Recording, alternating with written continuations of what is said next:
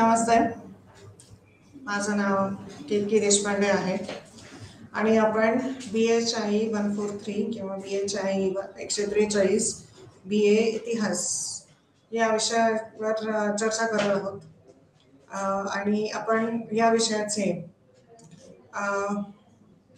या विषयामधला एक इतिहासामधला एक विषय म्हणजे पर्यावरणाचा इतिहास याच्यावर चर्चा करत आहोत. तर मग या विषयावरचे आपण आज 5वा आणि 6वा युनिट बघणार आहोत. 5वा युनिट आहे सुरुवातीच्या आधुनिक समाजातील पर्यावरणीय समस्या आणि 6वा युनिट आहे भारतीय तत्वज्ञान आणि पर्यावरण. तर मग आपण 5व्या युनिट पासून पहिल्यांदा 5व्या युनिट पासून सुरुवात करत आहोत. तर मग 5वा युनिट कोणता आहे तर सुरुवातीच्या आधुनिक समाजातील पर्यावरणीय समस्या. तर सुरुवातीच्या आधुनिक कालखंडाचा पर्यावरणीय इतिहास उपखंडातील राजकीय घडामोडींनी खोलवर प्रभाव टाकला होता. 19व्या शतकाच्या सुरुवातीला स्वतःला सर्वोच्च शक्ती म्हणून स्थापित केले. पर्यावरणीय इतिहासाने सुरुवातीला स्वतःला सर्वोच्च शक्ती म्हणून स्थापित केले. आता ब्रिटिश नियंत्रण भारतातील विविध सखोल प्रदेशांमध्ये विस्तारले गेल्याने ते विशाल नैसर्गिक संसाधने विशेषतः जंगलांशी परिचित झाले. जहाज बांधण्यासाठी सुरुवातीला सागवन जंगलांचे शोषण करण्यात आले.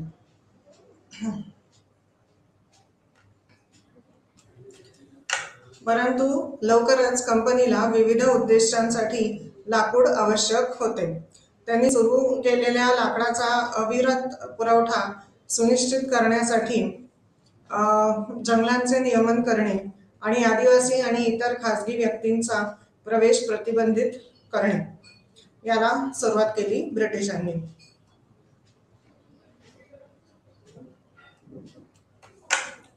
मग संरक्षणाची कोणतीही काळजी न घेता वनांचे व्यावसायिक शोषण केल्याने वृक्षाच्छादन कमी झाले. म्हणजे कोणत्याही देशामध्ये साधारणपणे आपण म्हणतो की 30% जमीन ही जंगलाची असायला पाहिजे. जंगल आणि जंगलामध्ये झाडे. तर मग तसं काही म्हणजे संरक्षणाची कोणतीही काळजी न घेता वनांचे व्यावसायिक शोषण केल्याने ते वनाचे किंवा जंगलांचे आणि वृक्षांचे एक कव्हर असते ते कमी झाले. वृक्षाच्छादन कमी झाले आणि 19व्या शतकाच्या मध्यपूर्वी कंपनीने वन संरक्षकांची नियुक्ती केली होती. फॉरेस्ट ऑफिसर्स, वन संरक्षकांची नियुक्ती केली होती. उशिरा वैज्ञानिक वनीकरण सुरू करण्यात आले. वैज्ञानिक वनीकरण आता काय आहे ते आपण बघूया, पण यावरही व्यावसायिक शोषण होते. नंतर रेल्वेच्या विकासामुळे लाकूड पुरवण्यासाठी जंगलांवर मोठा भार पडला. म्हणजे पहिल्यांदा जहाज बांधण्यासाठी आणि नंतर मग रेल्वे टाकण्यासाठी लाकूड पुरवण्यासाठी जंगलांवर मोठा भार पडला. कंपनीचे धोरणे आदिवासींच्या जीवनात व्यत्यय आणतात. त्यांच्या उपजीविकेवर गंभीरपणे परिणाम करतात. लाईफस्टाईल म्हणतो आपण, किंवा लाईफस्टाईल म्हणण्यापेक्षा लाईव्हलीहूड, उपजीविकेवर गंभीरपणे परिणाम करतात. जंगलांशी अतूटपणे जोडलेले वन्यजीव देखील लागवडी किंवा विकास प्रकल्पांच्या विस्तारामुळे गंभीरपणे प्रभावित झाले. तथापि ब्रिटिश अधिकारी आणि भारतीय राजपुत्रांनी केलेल्या शिकारमुळे वन्य प्राण्यांची संख्या, विशेषतः सिंह आणि वाघांची संख्या कमी झाली. संख्या कमी झाली आणि त्यांच्यापैकी काहींना विलुप्त होण्याच्या मार्गावर पाठवले. शिकार या खेळामुळे काही वन्य प्राण्यांना विलुप्त होण्याच्या मार्गावर पाठवले. ब्रिटिश अधिकारी आणि राजपुत्रांनी केलेल्या शिकारमुळे. राजस्थानमध्ये जंगले आणि झाडे यांच्या संवर्धनाच्या काही स्वदेशी पद्धती होत्या, ज्यात दंडात्मक उपायांचाही समावेश होता. या कालावधीत दुष्काळामुळे उपमहाद्वीपावर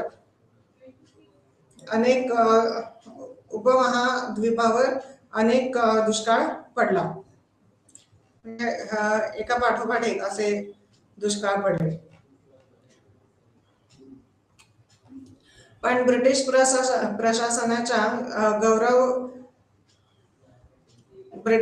प्रशासनाच्या गैरव्यवस्थापनामुळे ते आणखी वाईट झाले आणि म्हणजे दुष्काळ आणखीन तीव्रता त्याची वाढली.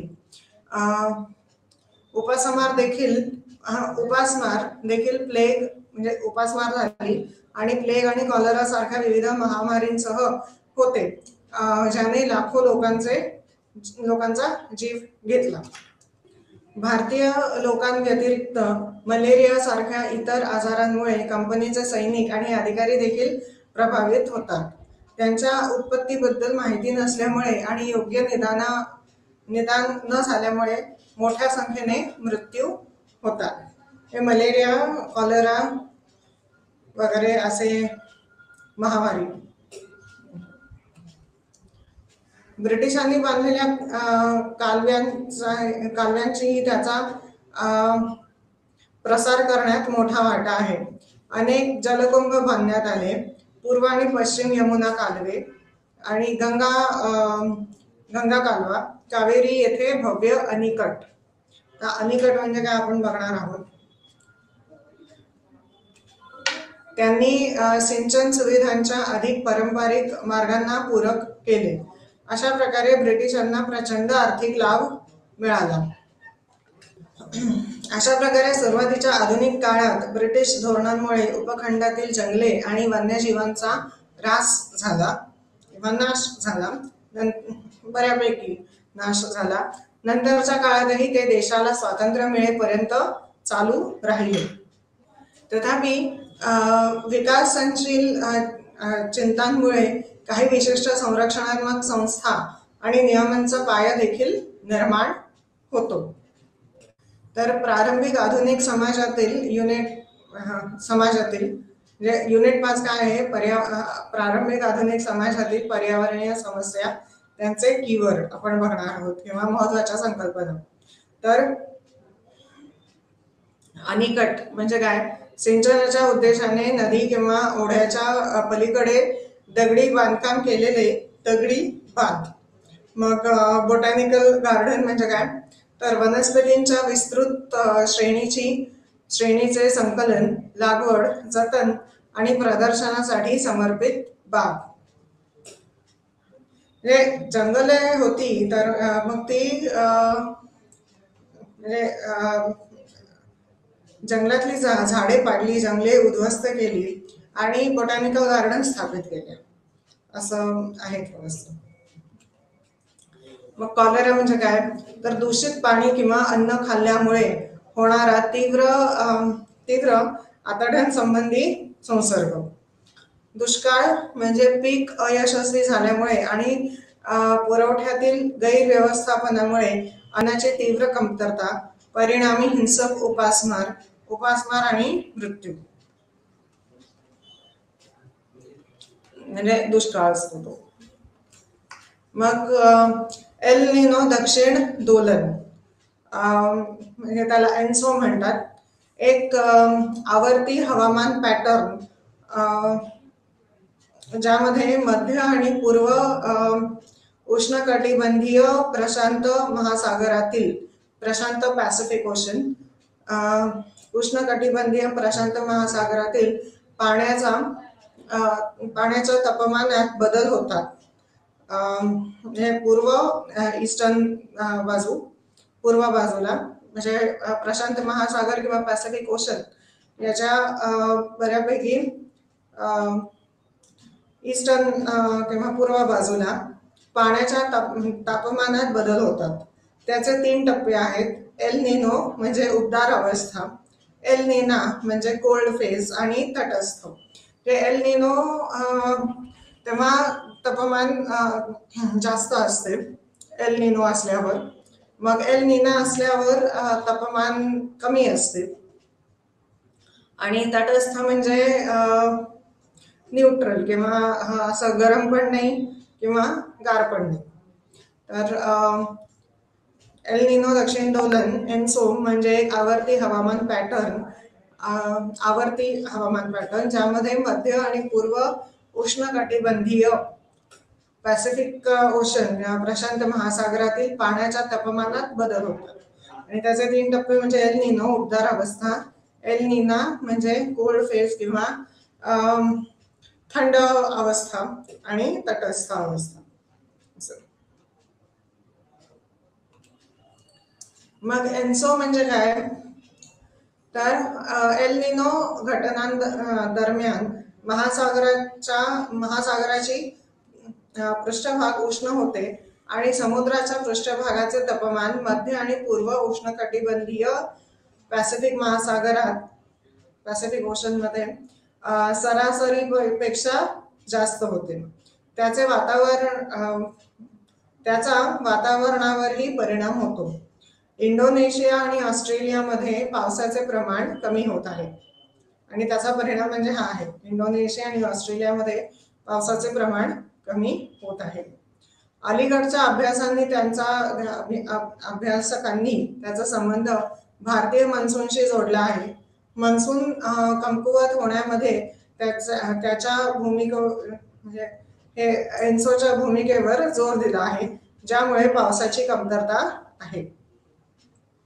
तर ऑस्ट्रेलिया आणि इंडोनेशिया नाही, तर भारतीय मान्सूनवर पण त्याचा परिणाम होतो एन्सोचा. एल निनो घटनांदरम्यान म्हणजे पॅसिफिक महासागरात पॅसिफिक ओशन मध्ये सरासरीपेक्षा जास्त होते तापमान. त्याचा वातावरणावरही परिणाम होतो.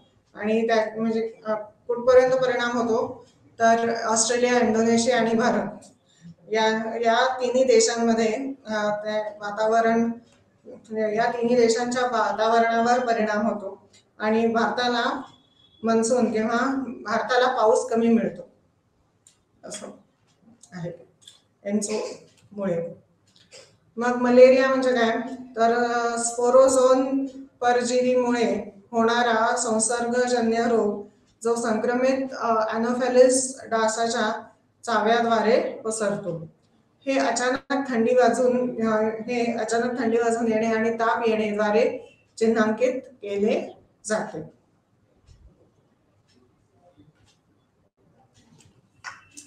मग प्लेग म्हणजे काय, तर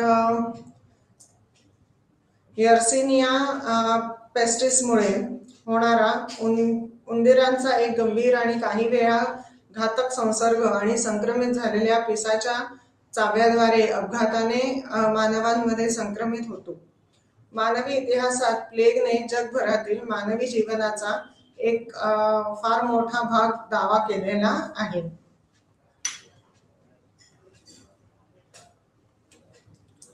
आता वैज्ञानिक वनशास्त्र. वन आणि वृक्ष लागवड व्यवस्थापनाचे विज्ञान म्हणजे वैज्ञानिक वनशास्त्र. वैविध्यपूर्ण वनस्पतींसह नैसर्गिक जंगले तोडली जातात आणि एका विशिष्ट प्रकारच्या झाडांना लागवड म्हणून संबोधले जाते. ते युरोपमध्ये विकसित झाले आणि भारतात ते डॉक्टर डायट्रिक ब्रँडिस यांनी आणले. 19व्या शतकाच्या उत्तरार्धात त्यांनी ते आणले होते. म्हणजे वैविध्यपूर्ण वनस्पतींसह नैसर्गिक जंगले तोडली जातात आणि एक विशिष्ट प्रकारच्या झाडांना लागवड म्हणून संबोधले जाते. पण मग याने वन आणि वृक्ष म्हणजे वैविध्यपूर्ण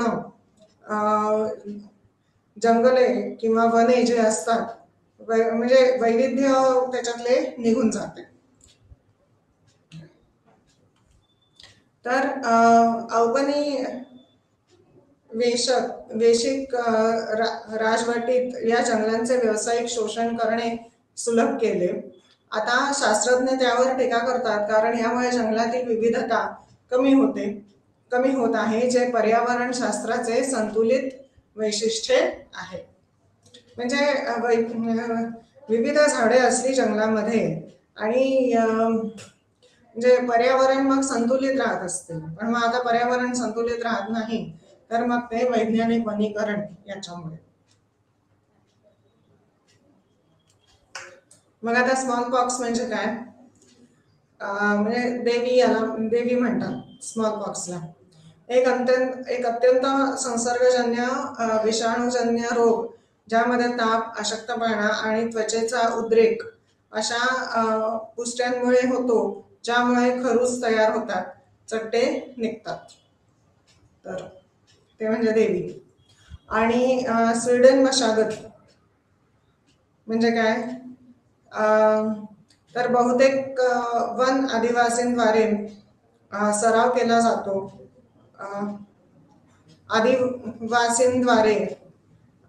आदिवासींद्वारे सराव केला जातो. ही एक पारंपरिक पद्धत आहे, ज्यामध्ये अस्तित्वातील झाडे तोडून आणि जाळण्याद्वारे जमिनीचे क्षेत्र साफ केले जाते. तर त्याला म्हणतात स्वीडन मशागत. आता स्पोर्ट हंटिंग म्हणजे काय? तर शिकारीचा एक प्रकार, जो सामान्यतः अन्न मिळवण्यासाठी नसून फक्त शिकारीसाठी आणि आनंदासाठी असतो.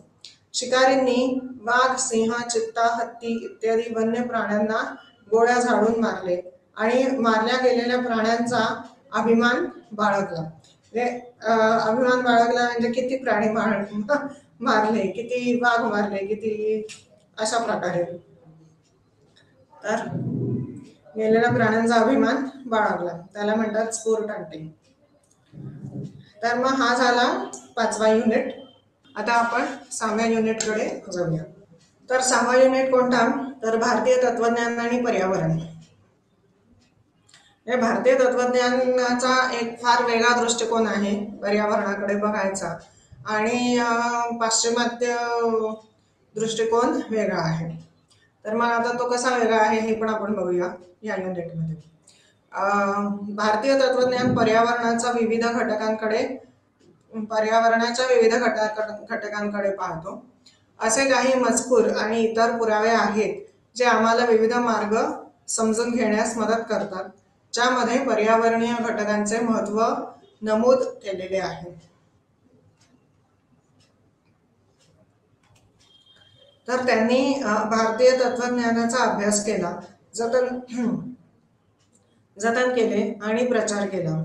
वेदांमध्ये वनांची 3 वर्गांचा उल्लेख केला आहे. आणि 3 प्रकारची वने कोणती वेदांप्रमाणे? तर ते तपोवन, महावन आणि श्रीवन.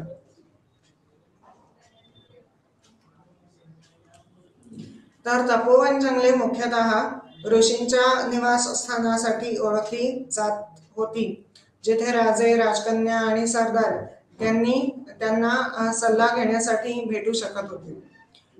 राजकन्या आणि सरदार सल्ला घेण्यासाठी ऋषींना भेटू शकत होते.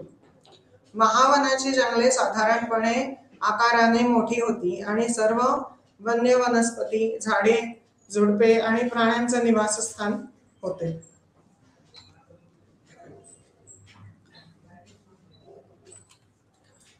श्रीवनाची जंगले मंदिरांशी निगडीत होती आणि त्यांची वनस्पती केवळ धार्मिक वापरासाठी होती. वेद पूर्व काळातील प्रत्येक समुदायाला काही विशिष्ट वनस्पतींशी संबंधित काही प्रकारचे विश्वास होता आणि ते त्यांच्या स्थानिक देवतांना समर्पित होते. म्हणजे वेद पूर्व काळातील अर्ली वेदिक पिरियड, प्रत्येक समुदायाला, कम्युनिटीला काही विशिष्ट वनस्पतींशी संबंधित काही प्रकारचे विश्वास होते. म्हणजे या वनस्पतीने हे होते किंवा ही वनस्पती अशा प्रकारे फायदेशीर असते वगैरे, असं वनस्पतींशी संबंधित काही प्रकारचे विश्वास होते. आणि तो समुदाय किंवा ती कम्युनिटी ते त्यांच्या स्थानिक देवतांना समर्पित होते.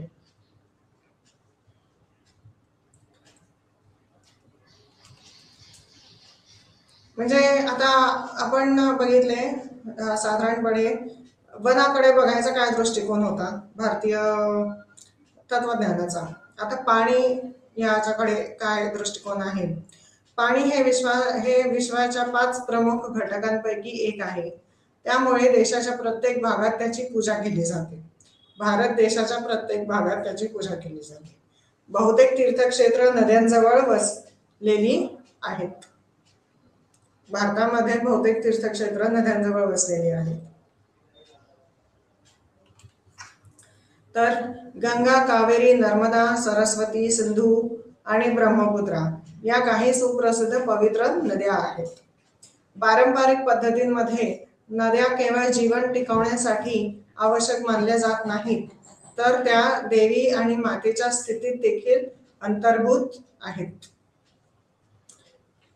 म्हणजे आपण म्हणतो गंगा नदी, गंगा ही देवी आहे वगैरे. देवी आणि मातेच्या स्थितीत देखील अंतर्भूत आहेत. भारतीय समाजात वनस्पती अत्यंत पवित्र मानल्या जातात. आम्हाला अन्न, ताजे ऑक्सिजन आणि पाऊस देण्याव्यतिरिक्त झाडे मातीच्या संरक्षणासाठी देखील महत्त्वपूर्ण भूमिका बजावतात.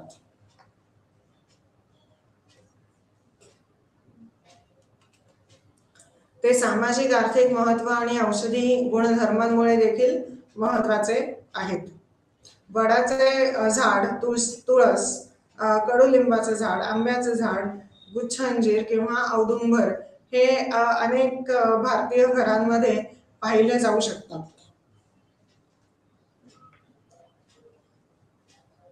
गुच्छ अंजीर म्हणजे क्लस्टर फिग असं हे अनेक भारतीय घरांमध्ये पाहिले जाऊ शकतात. किंशुकाची त्रिफळाची पाने, किंशुकाचं झाड, किंशुकाची त्रिफळाची पाने ब्रह्मा, विष्णू आणि महेश्वर म्हणजे शिव किंवा महादेव यांच्या त्रिमूर्तीचे प्रतिनिधित्व करतात. आंब्याला समृद्ध आणि समृद्ध फळ मानले जाते आणि महत्त्वाच्या संस्कारांशी संबंधित आहे. त्याच्या पानांचा वापर तोरण बनवण्यासाठी केला जातो, जो सहसा घराच्या प्रवेशद्वारावर असतो. म्हणजे तोरण घराच्या प्रवेशद्वारावर असते. आणि म्हणजे तोरण कशापासून बनवले जाते, तर आंब्याच्या पानांचा वापर करून किंवा आंब्याच्या पानांचा वापर तोरण बनवण्यासाठी केला जातो आणि मग ते तोरण घराच्या प्रवेशद्वारावर असते. मग आणखीन म्हणजे 5 आंब्यांच्या पानांचा उपयोग प्रार्थना दरम्यान आणि इतर विधींमध्ये नारळ सजवण्यासाठी केला जातो. 3 डोळे असलेले नारळ पुन्हा धार्मिक दृष्ट्या महत्त्वाचे मानले जाते. हे सहसा मंदिरातील पुजारी त्याचे वापर करतात आणि नंतर प्रसाद म्हणून उपासकांमध्ये वाटले जाते. आता हे उपनिषदांमध्ये आहे की आपण अहिंसा, परमो धर्म या शब्दाचा समावेश करतो. म्हणजे अहिंसा परमो धर्म हे उपनिषदांमध्ये त्याचा समावेश आहे. म्हणून किंवा या शब्दाचा समावेश उपनिषदांमध्ये आहे. म्हणून भारतीयांचा असा विश्वास आहे की प्राण्यांना मारले जाऊ नये, कारण विश्वास असा आहे की परमात्मा सर्व प्रकारांमध्ये प्राणी किंवा वनस्पतींमध्ये वास करतो. त्यामुळे प्राण्यांची हत्या करण्यास मनाई आहे. जैन धर्माचाही उदय झाला भारतामध्ये आणि अहिंसा याच्यावर अतिशय महत्त्व दिलेलं आहे जैन धर्मामध्ये. म्हणजे एवढं महत्त्व दिलं गेलेलं आहे अहिंसेवर की नांगर चालवताना किंवा शेती करताना नांगर चालवताना ते मातीमधले प्राणी सुद्धा मारले जातील. म्हणून मग जास्त करून जैन धर्माचे लोक व्यवसाय करतात आणि शेती करत नाहीत. तर हे उपनिषदांमध्ये आहे की आपण अहिंसा परमो धर्म या शब्दाचा समावेश करतो आणि म्हणून भारतीयांचा असा विश्वास आहे की प्राण्यांना मारले जाऊ नये, कारण असा विश्वास आहे की परमात्मा सर्व प्रकारांमध्ये म्हणजे प्राणी किंवा वनस्पतींमध्ये वास करतो, त्यामुळे प्राण्यांची हत्या करण्यास मनाई आहे. आणि जैन धर्माचाही उदय झाला आणि जैन धर्म अहिंसेवर अतिशय महत्त्व देतात, म्हणून शेती सुद्धा करत नाहीत तर व्यवसाय करतात, कारण शेती करताना आपल्या म्हणजे शेती करताना न कळत हिंसा होऊ शकते. तर आता 6व्या युनिटमध्ये आपण महत्त्वाच्या संकल्पना किंवा कीवर्ड बघूया. तर जीन पूल म्हणजे काय, किंवा पेशी असतात, पेशींचा पूल किंवा त्याचे एकत्रीकरण आंतरप्रजनन करणाऱ्या लोकसंख्येमध्ये विविध जनुकांचा साठा म्हणजे जीन पूल म्हणजे साठा. तर जीन पूल म्हणजे आंतरप्रजनन करणाऱ्या लोकसंख्येमध्ये विविध जनुकांचा साठा. मग इकोसिस्टीम म्हणजे काय, तर आपल्या वातावरणातील सजीव आणि निर्जीव प्राण्यांचे अंतर संबंधित कॉम्प्लेक्स. म्हणजे वातावरणातील सजीव आणि निर्जीव प्राण्यांचे आंतरसंबंधित कॉम्प्लेक्स म्हणजे आंतरसंबंध होतो आणि त्याच्यातून ऊर्जा वातावरणात येत असते किंवा पसरत असते आणि मग पसरत असते, आणि मग त्या ऊर्जेचा काय परिणाम होतो म्हणून त्याला कॉम्प्लेक्स म्हटलेलं आहे. त्या ऊर्जेचा परिणाम पुन्हा वातावरणावर होत असतो. तर इकोसिस्टीम म्हणजे आपल्या वातावरणातील सजीव आणि निर्जीव प्राण्यांचे आंतरसंबंधित कॉम्प्लेक्स. तर मग हे 5वा आणि 6वा युनिट बघितला आपण. आणि तर पुन्हा आपण 5वा युनिट बघणार आहोत. तर 5वा युनिट म्हणजे कोणता, तर सुरुवातीच्या आधुनिक समाजातील पर्यावरणीय समस्या. जास्त करून भारताचा जास्त समावेश आहे, म्हणजे आधुनिक भारताच्या समाजातील पर्यावरणीय समस्या.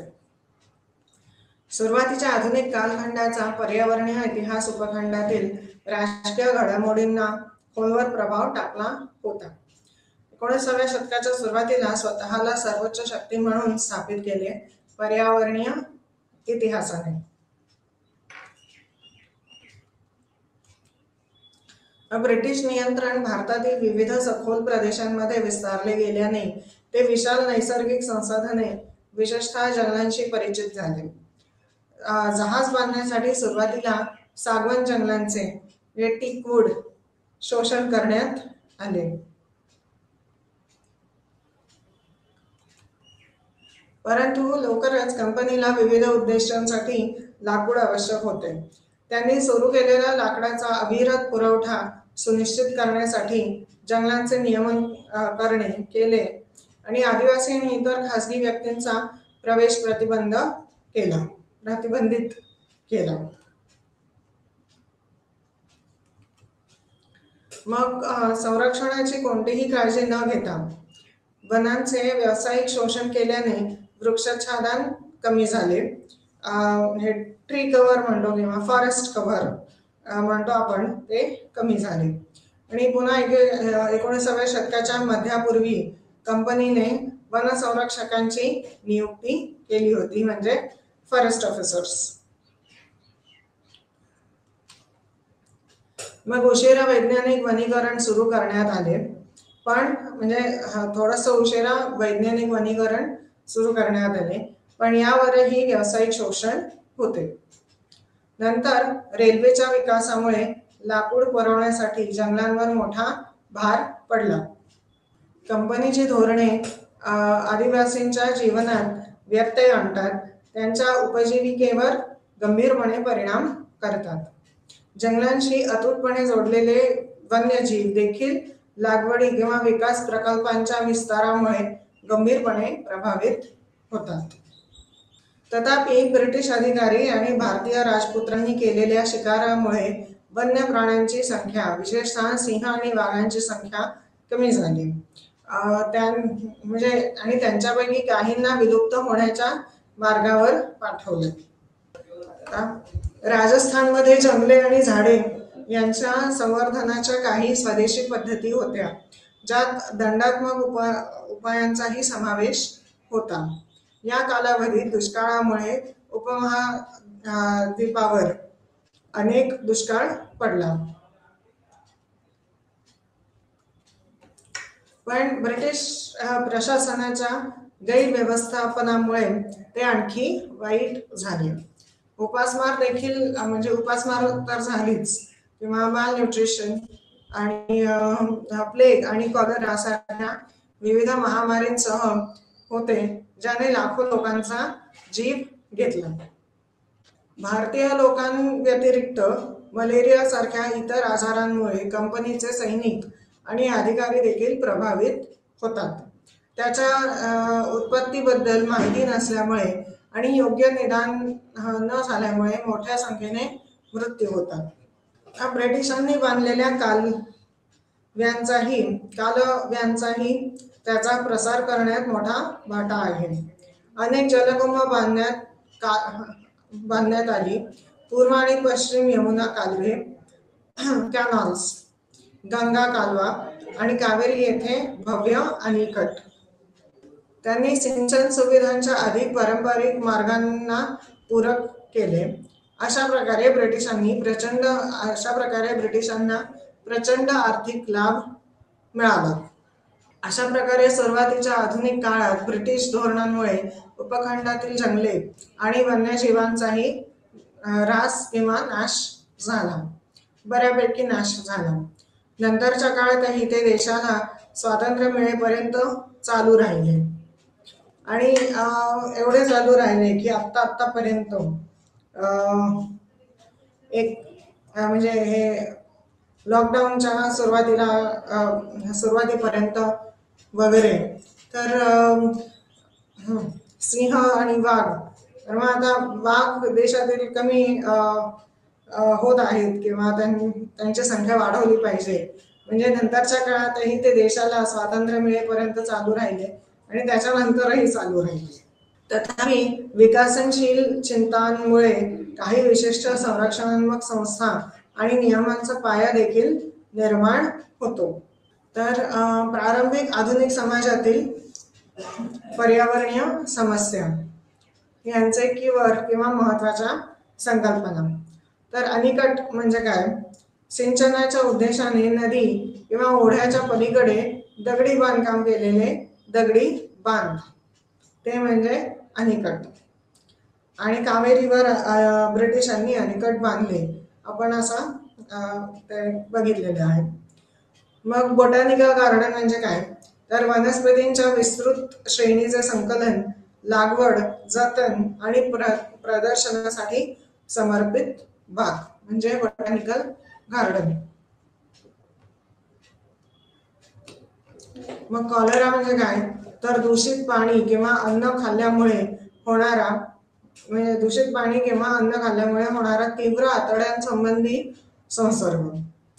दुष्काळ म्हणजे काय? तर पीक अयशस्वी झाल्यामुळे आणि पुरवठ्यातील गैरव्यवस्थापनामुळे अन्नाची तीव्र कमतरता, परिणामी हिंसक उपासमार आणि मृत्यू. मग एल निनो दक्षिण दोलन म्हणजे एन्सो, तर एक आवर्ती हवामान पॅटर्न ज्यामध्ये मध्य आणि पूर्व उष्णकटिबंधीय प्रशांत महासागरातील पाण्याच्या तापमानात बदल होतात. त्याचे 3 टप्पे आहेत, ते म्हणजे एल निनो उबदार अवस्था, आणि एल नीना म्हणजे थंड अवस्था, आणि तटस्थ अवस्था, असे 3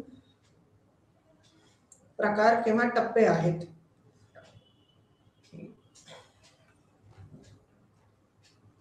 मग एन्सो म्हणजे काय?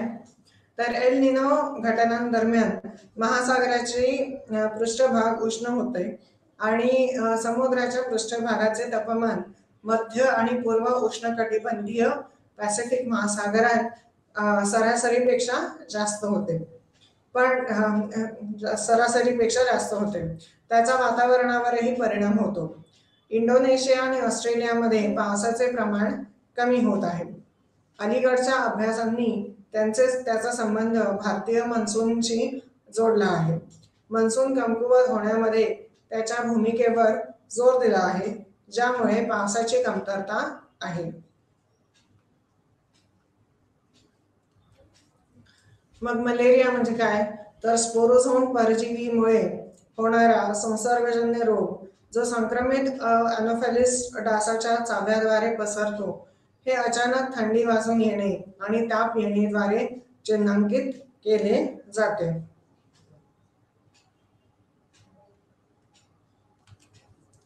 मग प्लेग म्हणजे काय?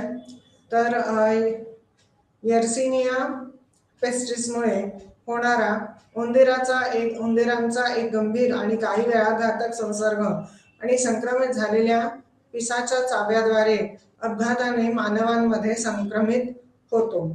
मानवी इतिहासात प्लेगने जगभरातील मानवी जीवनाचा एक फार मोठा भाग दावा केला आहे. या प्लेगने इतिहासामध्ये बरेच जीव घेतलेले असा दावा केला जातो. मग आता वैज्ञानिक वनशास्त्र म्हणजे काय?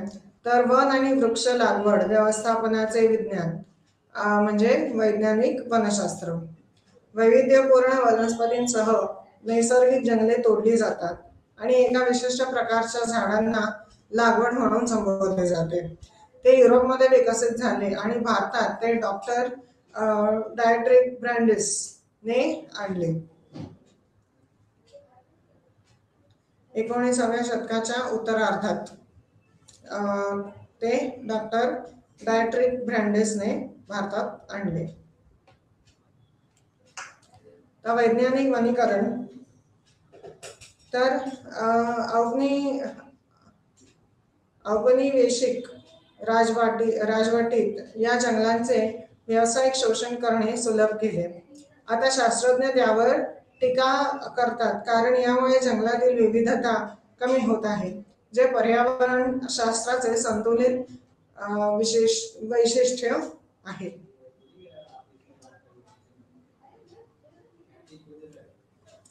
मग स्मॉल पॉक्स म्हणजे काय? तर एक अत्यंत संसर्गजन्य विषाणूजन्य रोग ज्यामध्ये ताप, अशक्तपणा आणि त्वचेचा उद्रेक अशा पुष्ट्यांमुळे होतो, ज्यामुळे खरूज तयार होतात आणि चट्टे निघतात. मग स्वीडन मशागत म्हणजे काय? तर बहुतेक वन आदिवासींद्वारे सराव केला जातो. ही एक पारंपरिक पद्धत आहे ज्यामध्ये अस्तित्वातील झाडे तोडून आणि जाळण्याद्वारे जमिनीचे क्षेत्र साफ केले जाते.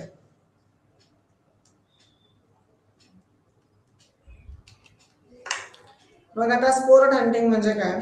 तर शिकारीचा एक प्रकार जो सामान्यतः अन्न मिळवण्यासाठी नसून फक्त शिकारीसाठी आणि आनंदासाठी होतो. शिकारींनी वाघ, सिंह, चित्ता, हत्ती इत्यादी वन्य प्राण्यांना गोळ्या झाडून मारले आणि मारल्या गेलेल्या प्राण्यांचा अभिमान बाळगला.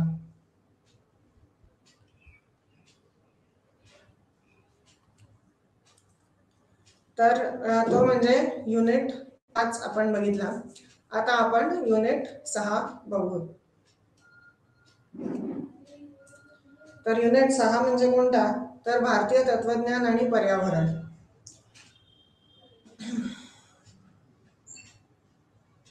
तर भारतीय तत्वज्ञान पर्यावरणाच्या विविध घटकांकडे पाहतो.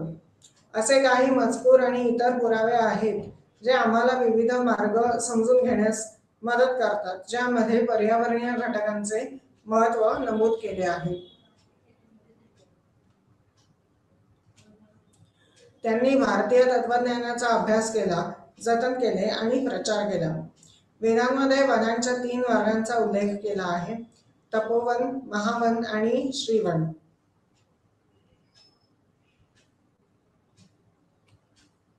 तर तपोवन जंगले मुख्यतः ऋषींच्या निवासस्थानासाठी ओळखली जात होती, जेथे राजे, राजकन्या आणि सरदार त्यांच्याकडून सल्ला घेण्यासाठी भेटू शकत होते. महावनाची जंगले साधारणपणे आकाराने मोठी होती आणि सर्व वन्य वनस्पती, झाडे, झुडपे आणि प्राण्यांचे निवासस्थान होते.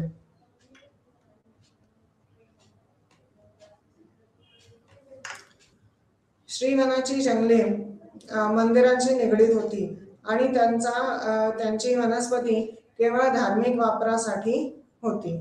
वेदपूर्व काळातील प्रत्येक समुदायाला काही विशिष्ट वनस्पतींशी संबंधित काही प्रकारचे विश्वास होते आणि ते त्यांच्या स्थानिक देवतांना समर्पित होते.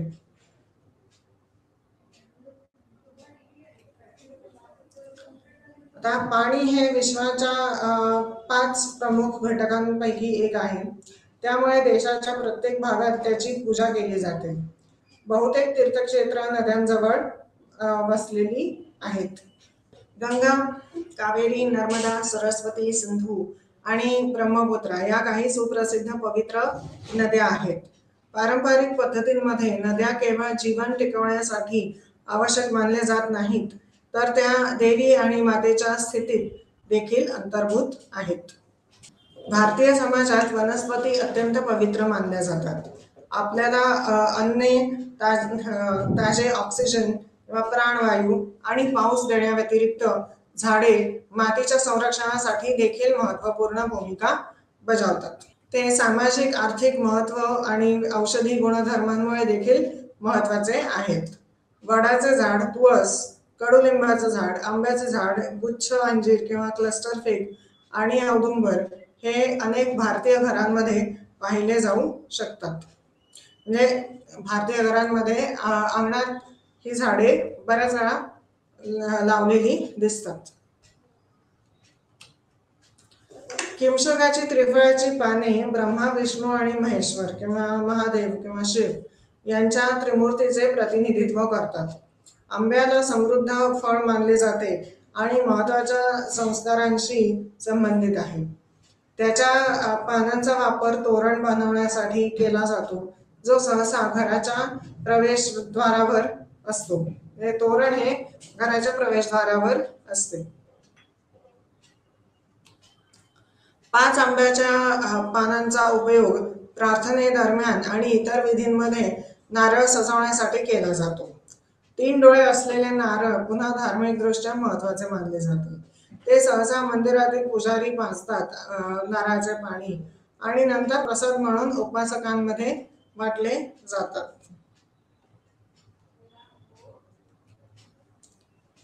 आता हे उपनिषदांमध्ये आहे की आपण अहिंसा परमो धर्म या शब्दाचा समावेश करतो.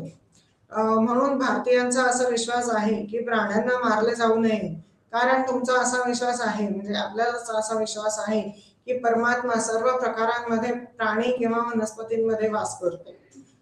त्यामुळे प्राण्यांची हत्या करण्यास मनाई होती आणि आहे. जैन धर्माचाही उदय आहे, ज्याच्यामध्ये म्हणजे जैन धर्माचे लोक जास्त करून व्यवसाय करतात आणि शेती करत नाहीत, कारण शेतीमधून नकळत मातीमध्ये असलेल्या प्राण्यांवर हिंसा होऊ शकते. जैन धर्मामध्ये अहिंसेवर फार मोठं महत्त्व दिलं गेलेलं आहे. तर आता 6व्या युनिटचे म्हणजे आपण वने आपण जे 3 प्रकारची वने बघितली, तपोवन, महावन आणि श्रीवन. तर तपोवन जंगले मुख्यतः ऋषींच्या निवासस्थानासाठी ओळखली जात होती, जिथे राजे, राजकन्या आणि सरदार त्यांच्याकडून सल्ला घेण्यासाठी भेटू शकत होती. महावनाची जंगले साधारणपणे आकाराने मोठी होती आणि सर्व वन्य वनस्पती, झाडे, झुडपे आणि प्राण्यांचे निवासस्थान होते. श्रीवनाची जंगले मंदिरांशी निगडीत होती आणि त्यांची वनस्पती केवळ धार्मिक वापरासाठी होती. म्हणजे आता मंदिरांशी निगडीत होती, म्हणजे तिकडे सगळ्या देवांचे मंदिरे असायची किंवा एका विशिष्ट म्हणजे आता आणि मग त्याप्रमाणे वनस्पती केवळ धार्मिक वापरासाठी होती. तर वन तुळस आणि साधी तुळस असे तुळशीचे 2 प्रकार आहेत. आणि वन तुळस म्हटल्यानंतर ते श्रीवण या प्रकारच्या वनामध्ये येतं, कारण तिकडे कृष्णाचे सुद्धा मंदिरे होती. तर कृष्णाचं मंदिर म्हटले की तुळस तिकडे पाहिजेलच, आणि वनस्पती केवळ धार्मिक वापरासाठी होते. तर त्या प्रकारे वन तुळस ही केवळ धार्मिक वापरासाठी होती, असं म्हणजे एक संकल्पना केली आहे. आणि तर ते श्रीवण या जंगलाच्या प्रकारामध्ये आणखीन मंदिराजवळ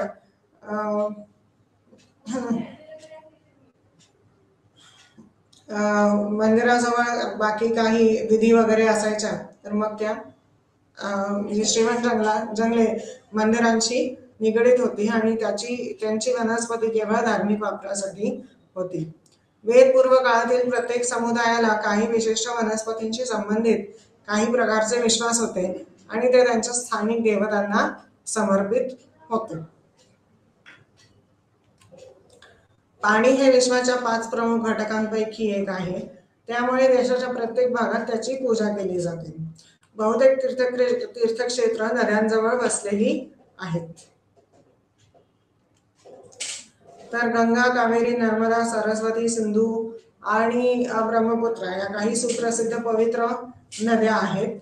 पारंपरिक पद्धतींमध्ये नद्या केवळ जीवन टिकवण्यासाठी आवश्यक मानले जात नाहीत, तर त्या देवी आणि मातेच्या स्थितीत देखील अंतर्भूत आहेत. तर भारतीय समाजात वनस्पती अत्यंत पवित्र मानल्या जातात. आपल्याला अन्ने, ताजे ऑक्सिजन किंवा प्राणवायू आणि पाऊस देण्याव्यतिरिक्त झाडे मातीच्या संरक्षणासाठी देखील महत्त्वपूर्ण भूमिका बजावतात. ते सामाजिक, आर्थिक महत्त्व आणि औषधी गुणधर्मांमुळे देखील महत्त्वाचे आहेत.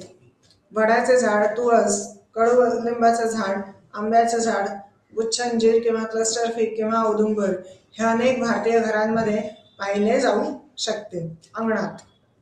हे अनेक भारतीय घरांच्या अंगणांमध्ये पाहिले जाऊ शकतात. आता किंशुकाची त्रिफळाची पाने ब्रह्मा, विष्णू आणि महेश्वर किंवा शिव किंवा महादेव यांच्या त्रिमूर्तीचे प्रतिनिधित्व करतात. आंब्याला समृद्ध फळ मानले जाते आणि महत्त्वाच्या संस्कारांशी संबंधित आहे.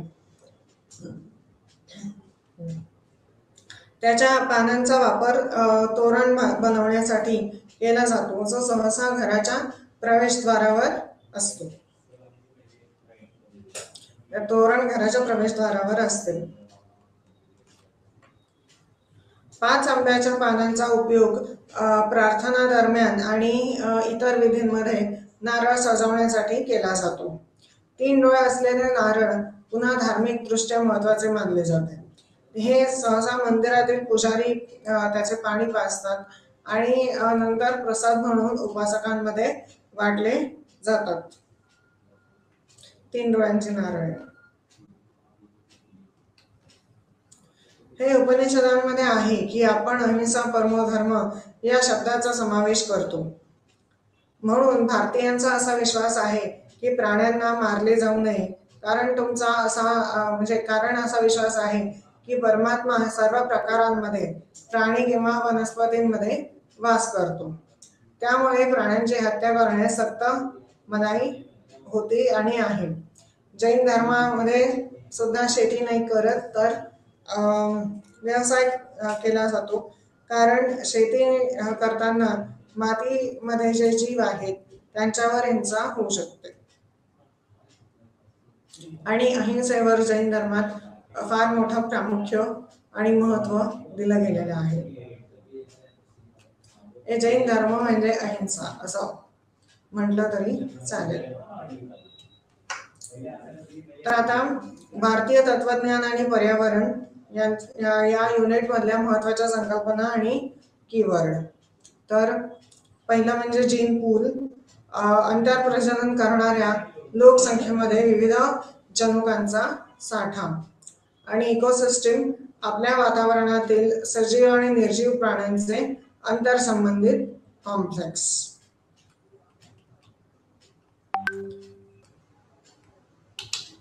तर भारतीय तत्वज्ञान पर्यावरणाच्या विविध घटकांकडे पाहते. असे काही मजकूर आणि इतर पुरावे आहेत जे आम्हाला विविध मार्ग समजून घेण्यास मदत करतात, ज्यामध्ये पर्यावरणीय घटकांचे महत्त्व नमूद केले आहे.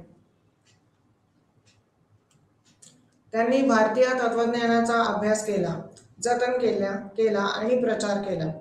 वेदांमध्ये वनांच्या तीन वर्गांचा उल्लेख केला आहे: तपोवन, महावन आणि श्रीवन. तर तपोवन जंगले मुख्यतः ऋषींच्या निवासस्थानासाठी ओळखली जात होती, जिथे राजे, राजकन्या आणि सरदार त्यांच्याकडून सल्ला घेण्यासाठी होते. महावनाची जंगले साधारणपणे आकाराने मोठी होती आणि सर्व वन्य वनस्पती, झाडे, झुडपे आणि प्राण्यांचे निवासस्थान होते. श्रीवनाची जंगले मंदिरांशी निगडीत होती आणि त्यांची वनस्पती केवळ धार्मिक वापरासाठी होती. वेदपूर्व काळातील प्रत्येक समुदायाला काही विशिष्ट वनस्पतींशी संबंधित काही प्रकारचे विश्वास होते आणि ते त्यांच्या स्थानिक देवतांना समर्पित होते.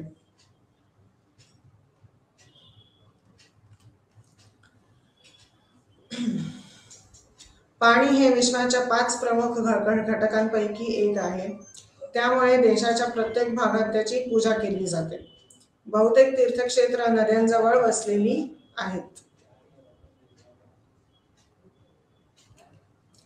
तर गंगा, कावेरी, नर्मदा, सरस्वती, सिंधू आणि ब्रह्मपुत्रा या काही सुप्रसिद्ध पवित्र नद्या आहेत. पारंपरिक पद्धतींमध्ये नद्या केवळ जीवन टिकवण्यासाठी आवश्यक मानल्या जात नाहीत, तर त्या देवी आणि मातेच्या स्थितीत देखील अंतर्भूत आहेत. भारतीय समाजात वनस्पती अत्यंत पवित्र मानल्या जातात. आपल्याला अन्न, ताजे ऑक्सिजन किंवा प्राणवायू आणि पाऊस देण्याव्यतिरिक्त झाडे मातीच्या संरक्षणासाठी देखील महत्त्वपूर्ण भूमिका बजावतात. ते सामाजिक, आर्थिक महत्त्व आणि औषधी गुणधर्मांमुळे देखील महत्त्वाचे आहेत. वडाचे झाड, तुळस, कडुलिंबाचे झाड, आंब्याचे झाड, गुच्छ अंजीर किंवा क्लस्टर फिग किंवा औदुंबर हे अनेक भारतीय घरांच्या अंगणांमध्ये पाहिले जाऊ शकतात. त्या किंशुकाची त्रिफळाची पाने ब्रह्मा, विष्णू आणि महेश्वर शिव यांच्या त्रिमूर्तीचे प्रतिनिधित्व करतात. आंब्याला समृद्ध फळ मानले जाते आणि महत्त्वाच्या संस्कारांशी संबंधित आहे. त्याच्या पानांचा वापर तोरण बनवण्यासाठी केला जातो आणि हे तोरण सहसा घराच्या प्रवेशद्वारावर असते. 5 आंब्याच्या पानांचा उपयोग प्रार्थना दरम्यान आणि इतर विधींमध्ये नारळ सजवण्यासाठी केला जातो. 3 डोळे असलेले नारळ पुन्हा धार्मिकदृष्ट्या महत्त्वाचे मानले जाते. हे सहसा मंदिरातील पुजारी त्याचे पाणी पाजतात आणि नंतर प्रसाद म्हणून उपासकांमध्ये वाटले जाते. हे उपनिषदांमध्ये आहे की आपण अहिंसा परमो धर्म या शब्दाचा समावेश करतो. म्हणून भारतीयांचा असा विश्वास आहे की प्राण्यांना मारले जाऊ नये, कारण आपला विश्वास आहे की परमात्मा सर्व प्रकारांमध्ये प्राणी किंवा वनस्पतीमध्ये वास करतो. त्यामुळे प्राण्यांची हत्या करण्यास मनाई आहे आणि होती. जैन धर्माचा पण उदय भारतात झाला, जे अहिंसाला प्रचंड महत्त्व देतात आणि शेती करत नाहीत, कारण शेती करताना मातीमधल्या जीवांवर हिंसा होऊ शकते, तर व्यवसाय करतात. आता 6व्या युनिट मधले महत्त्वाच्या संकल्पना किंवा कीवर्ड. तर जीन पूल म्हणजे आंतरप्रजनन करणाऱ्या लोकसंख्येमध्ये विविध जनुकांचा साठा. आणि इकोसिस्टीम म्हणजे आपल्या वातावरणातील सजीव आणि निर्जीव प्राण्यांचे आंतरसंबंधित कॉम्प्लेक्स. म्हणजे सजीव आणि निर्जीव घटक पर्यावरणातले त्यांचे अंतरसंबंधित क्रिया असतात, काही क्रिया केल्या जातात आणि त्याच्यातून ऊर्जा निर्माण होत असते. त्या ऊर्जेला असं कॉम्प्लेक्स म्हटलं गेलेलं आहे, कारण त्या म्हणजे ऊर्जा केली जाते आणि ती वातावरणामध्ये पसरते, तर म्हणून त्याला कॉम्प्लेक्स म्हटलं गेलेलं आहे. तर इकोसिस्टम म्हणजे आपल्या वातावरणातील सजीव आणि निर्जीव प्राण्यांचे आंतरसंबंधित कॉम्प्लेक्स. तर धन्यवाद. आपण पुन्हा भेटूया BHI 143 7वा आणि 8वा युनिटची चर्चा करायला. पुन्हा एकदा धन्यवाद.